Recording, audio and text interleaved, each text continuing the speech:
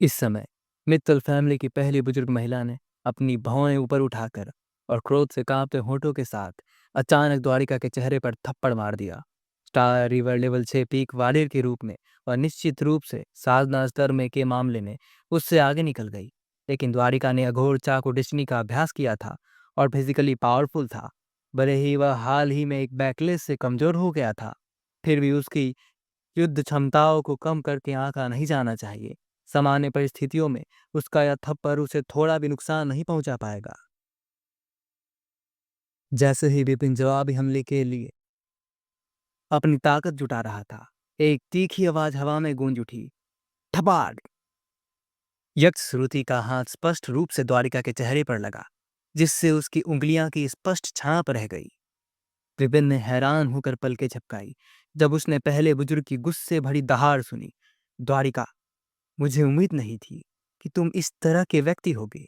यह अच्छी बात है कि मैंने उस समय तुम्हारा पीछा स्वीकार नहीं किया।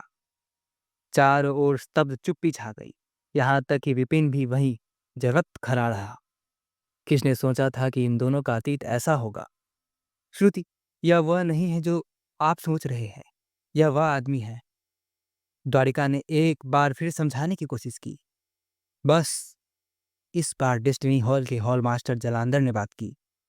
उनके सामने दृश्य जितना बड़ा होता गया, डिस्नी हॉल के लिए यह उतना ही अपमानजनक होता गया। मास्टर, क्या आप भी मेरी बात पर विश्वास नहीं करते? क्या सब विपिन की चालबाजी है? द्वारिका ने अपने दांते पीस लिए। चुप रहो। मास्टर जलंधर ने अपना हाथ हिलाया। आज से आपको निष्कासित कर दिया गया है। न केवल आप अब वाइस हॉल मास्टर नहीं हैं, बल्कि आप डेस्टिनी हॉल के सदस्य भी नहीं। हमारा जेनिथ किंगडम अपनी उपस्थिति में इस तरह के संकट की अनुमति नहीं देता है, चाहे वह इन ऋणों का गारंटर था। मास्टर, में द्वारिका का चेहरा मौत की तरह पीला पड़ गया। वाइस हॉल मास्टर के रूप में उनकी स्थिति के कारण यहाँ तक कि फेट मास्टर जो कर्ज में थे, हालांकि दुखी थे, उन्हें दुख को सहमित करना पड़ा। उनकी स्थिति के बिना उन्हें डर था कि जैसे ही वह शैडो ऑफ जाइल में प्रवेश करेंगे, उन्हें ऋण वसूली का सामना करना पड़ेगा और संभवतः उनकी हत्या कर दी जाएगी। इससे भी अधिक महत्वपूर्ण बात यह है कि हाल मास्टर के निर्णय से यह संकेत मिलता था कि सभी लोग विपिन की बातें पर विश्वास करते थे कि उसने लोगों से पैसे उधार लिए, उनका अपहरण किया और उन्हें ठगा। ऐसी स्थिति में जब शब्द उसके पास नहीं थे, विपिन एक बार फिर आगे बढ़ा, अपनी मुट्ठियां बांधकर झुक गया।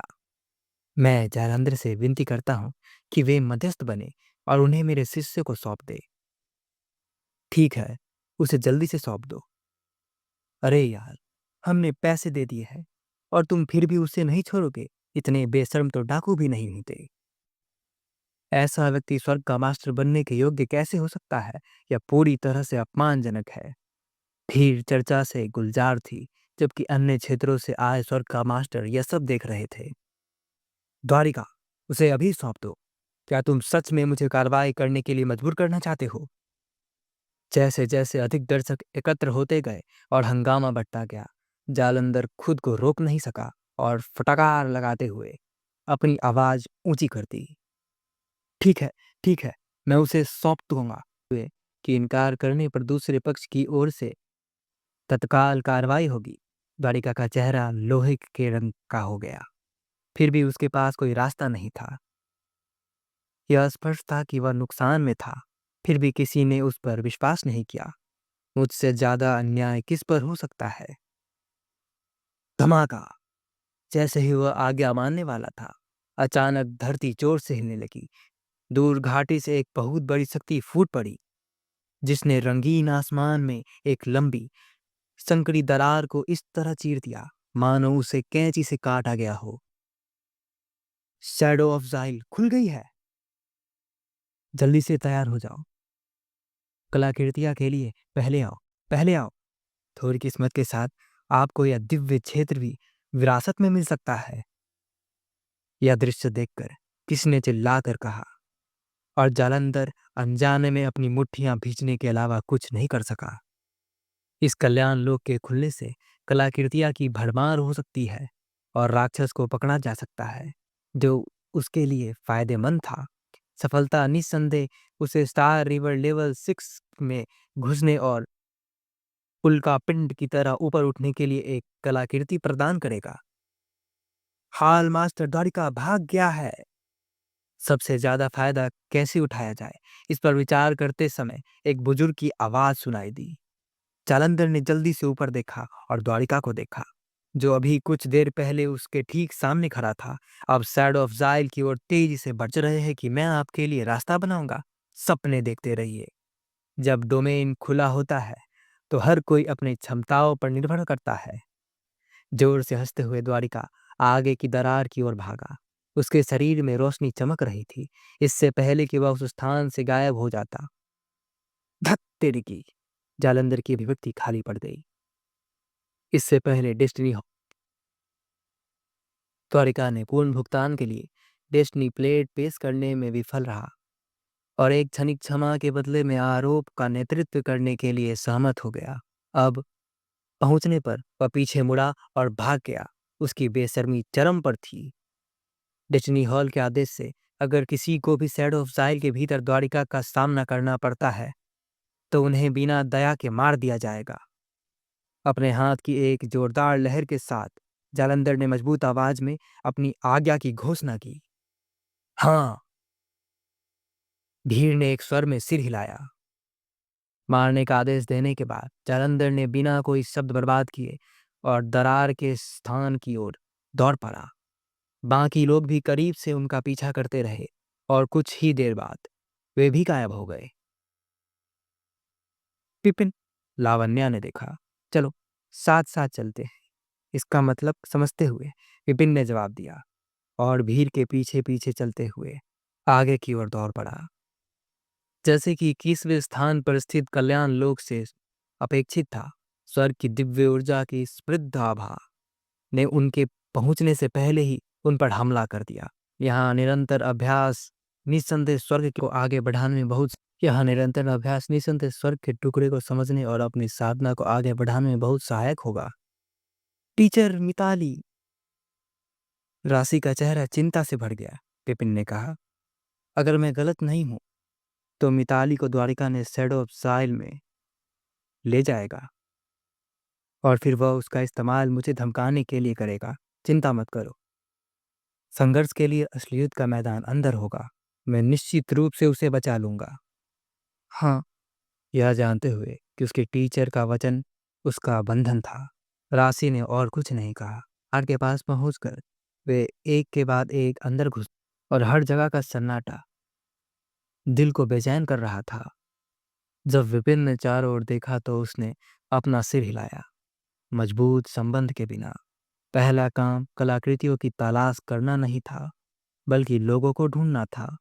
हालांकि राशि और रुद्र अभी तक स्टार रिवर लेवल दायरे में नहीं पहुंच पाए थे, लेकिन जब तक वे बेतहाशा इधर उधर नहीं भागते तब तक खतरा बहुत बड़ा नहीं होगा।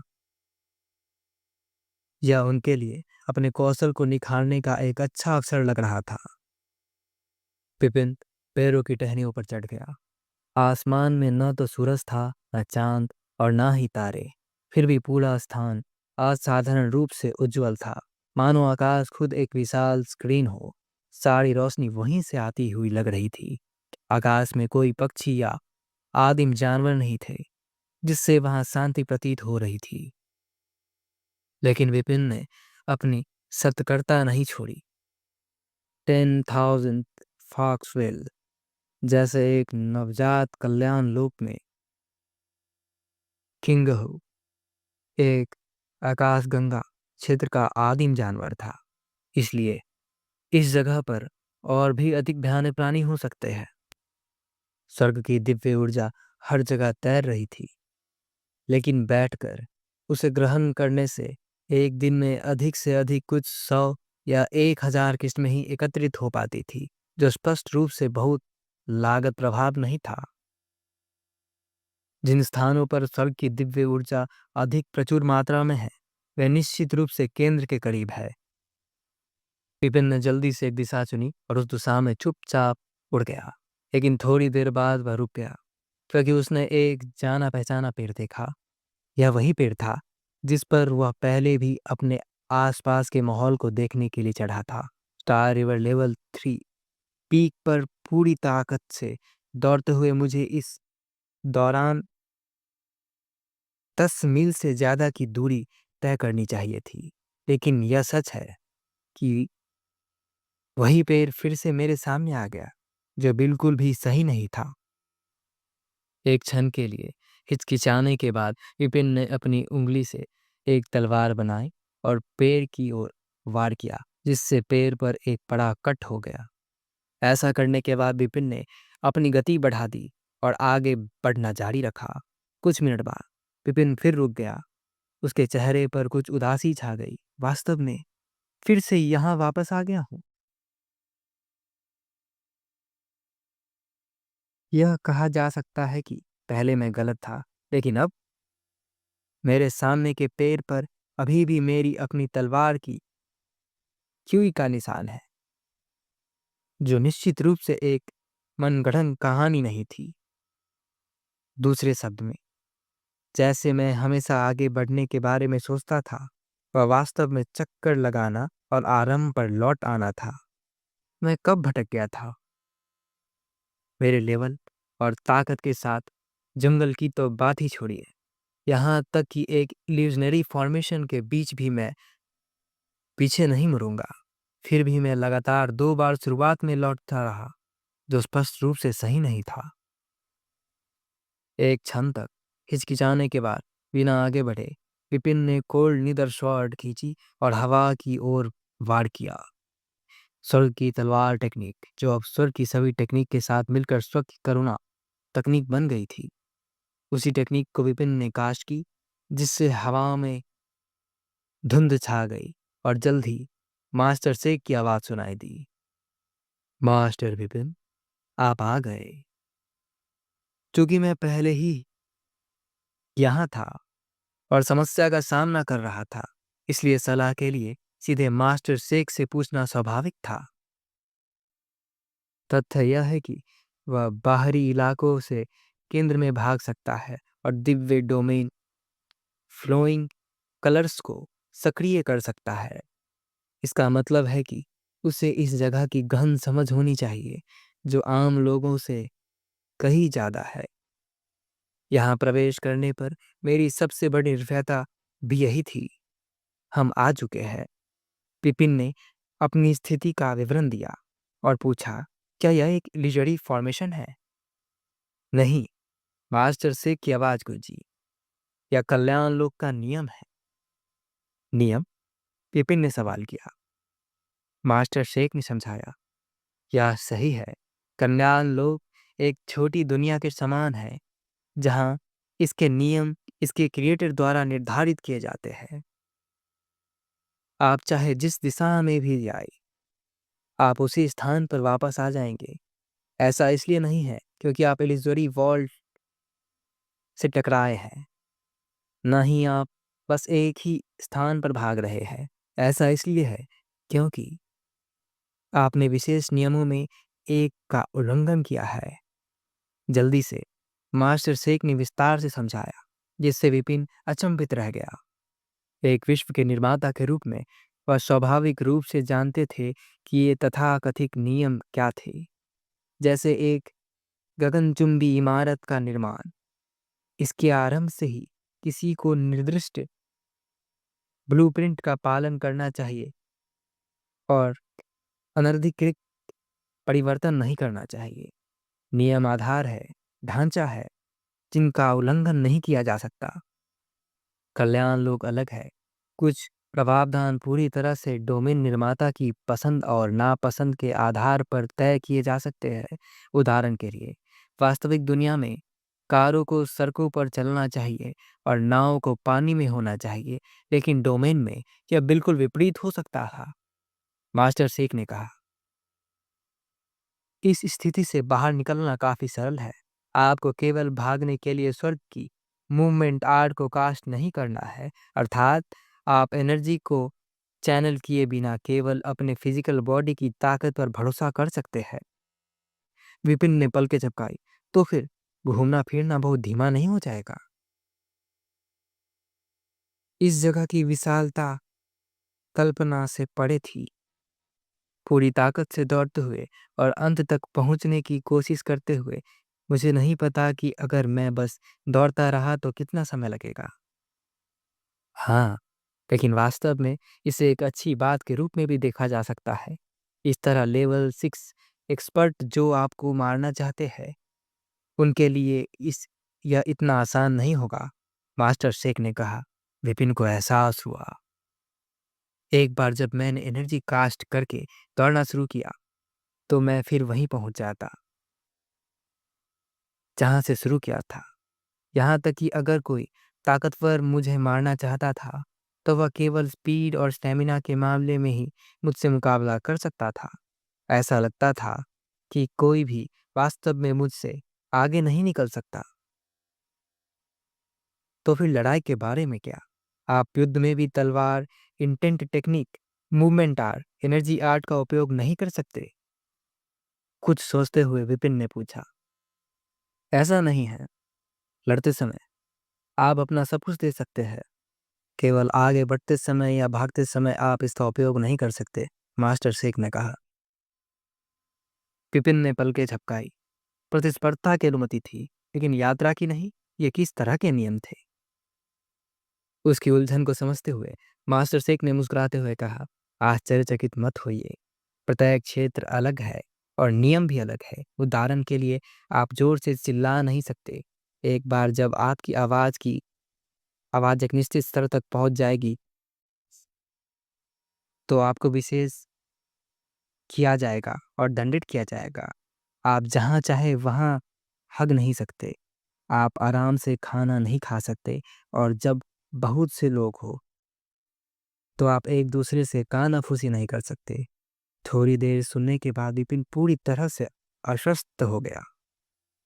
मैंने सोचा था कि यह जगह 10,000 फॉक्सविल जैसी है, कुछ अजीब लेकिन फिर भी समझ में आने वाली। अब लगता है कि ऐसा बिल्कुल नहीं था। यदि आप नियमों का पालन नहीं करते हैं, तो किस तरह की सजा हो सकती है? अपनी जिज्ञासा को रोक पाने में असमर्थ विपिन ने पूछा। मास्टर शेख ने उत्तर दिया, यह स्थिति की गंभीरता पर निर्भर करता है। उदाहरण के लिए, पहली बार चिल्लाने से आपकी शक्ति अस्थायी रूप से सीमित हो सकती है, जिससे आप 1 या 2 सांसों के लिए एनर्जी को कंट्रोल नहीं कर पाएंगे। दूसरी बार, आप हवा, चाकू व आपदा से प्रेरित हो सकते हैं, जिसके कारण आपको एक निश्चित ठंड का सामना करना पड़ेगा। तीसरी बार, पानी और आग की आपदा। चौथी बार, सीधे मौत की संभावना है। खाने के मामले में भी यही बात लागू होती है। अगर आप चुपचाप खाते हैं, तो यह कोई बड़ी समस्या नहीं है, लेकिन अगर आप अपने होठों को चटकाते हैं, तो आपको सजा भी मिल सकती है। बेशक जूते उतारना, पादना और इस तरह की हरकतें भी जायज नहीं है। सजाएं काफी कठोर लगती है, विपिन ने भौं सिकोड़ी। चौथे, अपराध से मिट जाना, और यहाँ तक कि खाने के लिए भी सावधानी की आवश्यकता थी। इसमें कोई आश्चर्य की बात नहीं थी। जो ताकतवर लोग पहले यहाँ आए थे, उनमें से ज्यादातर फिर कभी नहीं देखा गया। इस जगह में वाकई कुछ गड़बड़ थी। पूर्व ज्ञान के बिना ठोकर खाना आसान होगा, और बिना जाने ही व्यक्ति की मृत्यु भी हो जाएगी। नहीं, रुको। एक पल के लिए सोचने के बाद और अचानक एक एहसास होने पर विपिन की पलकें झपक गई, और वह पूछे बिना नहीं रह सका, मास्टर शेख, तुमने वास्तव में क्या किया? तुमने इन सभी अजीब नियमों का पता कैसे लगाया? क्या यह जूते उतारना, बांधना, शौच करना, तुमने यह सब किया है?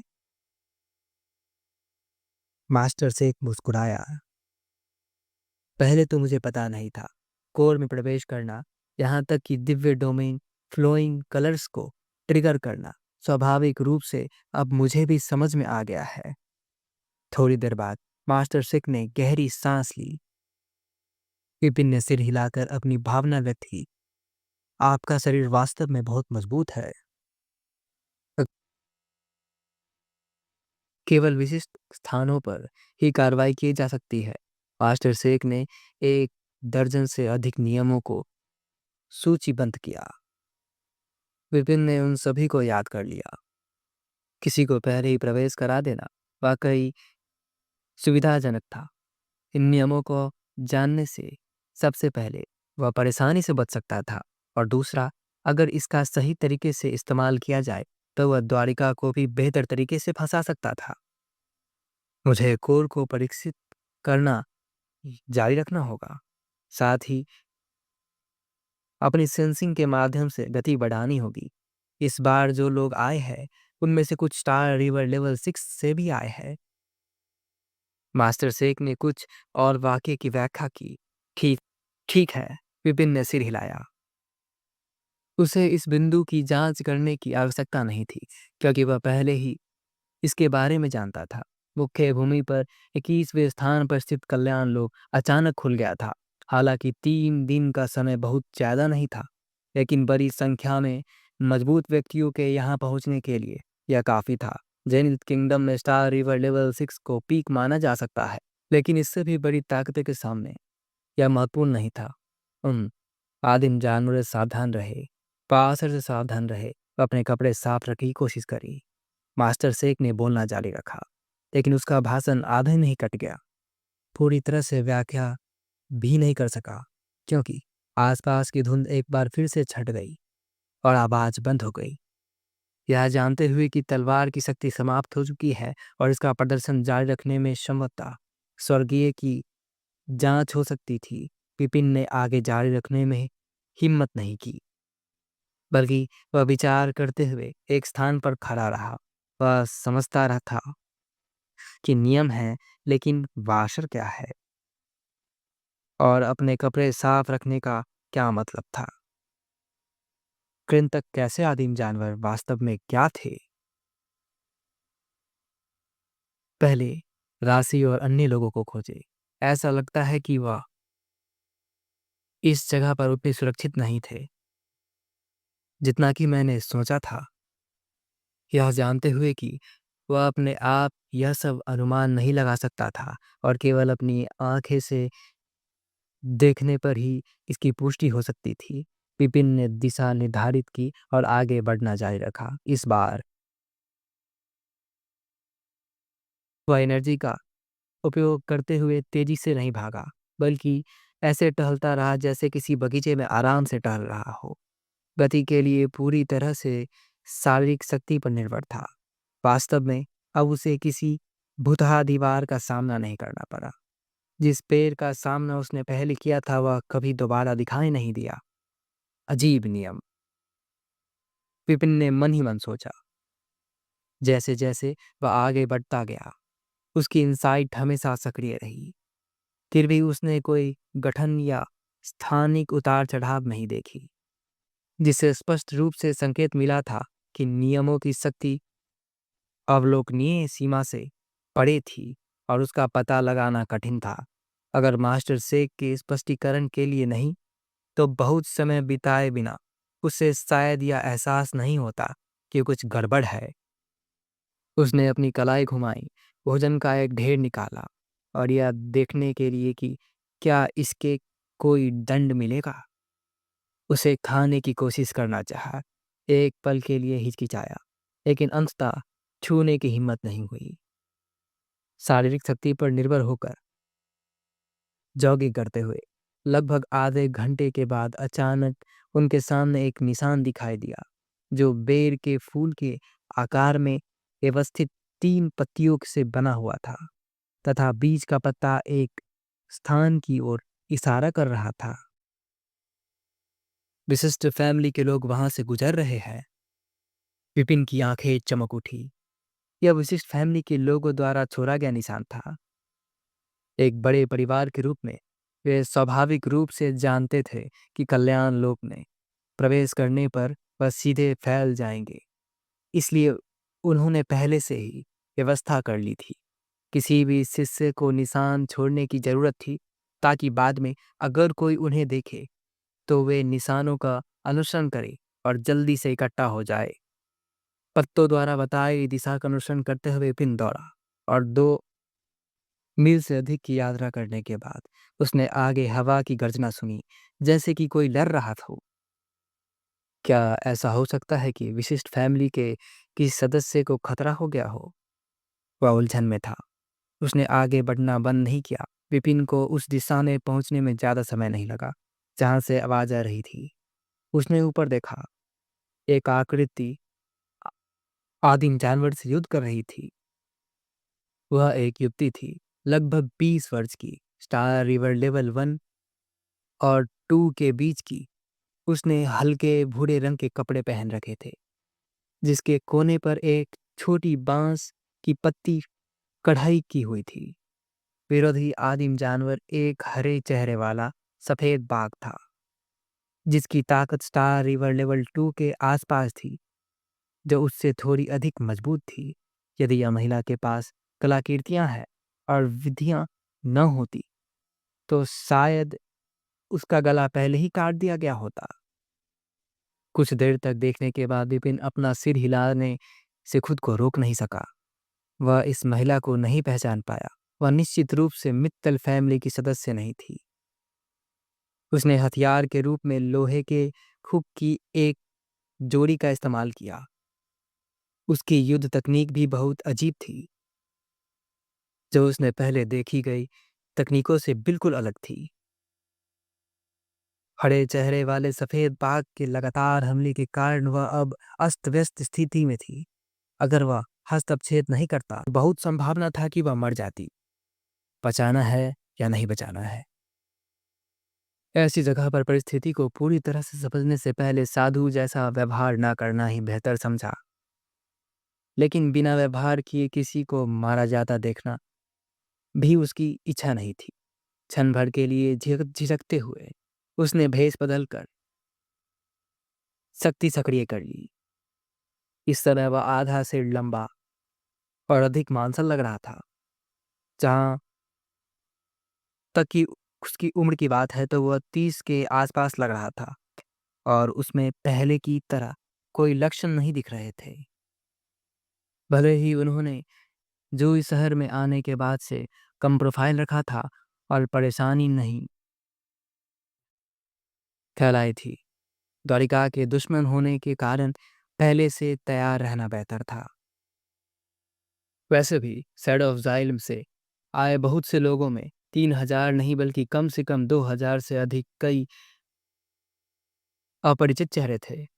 उनमें से एक कमोबेश दूसरे के लिए अज्ञात था। सब कुछ ठीक से व्यवस्थित होने के बाद विपिन ने अपनी कोल्ड नीदर शॉट ली और लड़ने वाले दलों के पास पहुंचा। लगभग 30 मीटर दूर रुक गया। चुपचाप एक बड़े पेड़ के सहारे झुक गया और हल्की मुस्कान के साथ पूछा, क्या आपको मेरी मदद चाहिए? आप कौन हैं? दोहरे हुक चलाने वाली महिला आसपास किसी के होने की उम्मीद न करते हुए अचानक घबरा गई। उसने हरे चेहरे वाले सफेद बाघ को कई बार पीछे धकेला और उसकी सांस फूलने लगी। जाहिर है, पिछले 2 प्रयासों से वह काफी थक चुकी थी। हालांकि वह कमजोर नहीं थी, फिर भी उसे उबरने में कठिनाई हो रही थी। मैं बस गुजर रहा था। अगर तुम्हें मेरी मदद की जरूरत ना हो तो मैं चला जाऊंगा, विपिन ने कहा। महिला झिझकी, फिर से अपने सामने सफेद बाघ की ओर देखा। उसका दिल घबराहट से धड़क रहा था। स्पष्ट, वह जानती थी कि वह अकेले उस शक्तिशाली जानवर को नहीं हरा सकती। मुझे मदद की जरूरत है। महिला ने सिर हिलाया, फिर बोली, जब तक आप मेरी मदद करते हैं, इस हरे चेहरे वाले सफेद बाघ के मारे जाने के बाद मैं आपको इसका फर दे सकती हूँ। इस आदिम पशु के सबसे मूल्यवान भाग आंतरिक कोर और फर थे। इनमें से एक को भी भेंट करना उसके लिए सबसे बड़ी रियायत थी। फर? विपिन ने अपना सर हिलाया। तब महिला ने दांत पीसते हुए कहा, मैं तुम्हें अंदरूनी हिस्सा दूंगी। यह देखकर कि उसने अभी भी कोई प्रतिक्रिया नहीं दी, महिला का दिल बैठ गया। आप संभवतः दोनों नहीं चाहते हैं, है ना? मैं थोड़ी अव्यवस्थित दिख सकती हूँ, लेकिन अगर मैं बस बलिदान करूँ तो इसे मारना अभी भी काफी आसान है। तो फिर तुम मारो, मैं विदा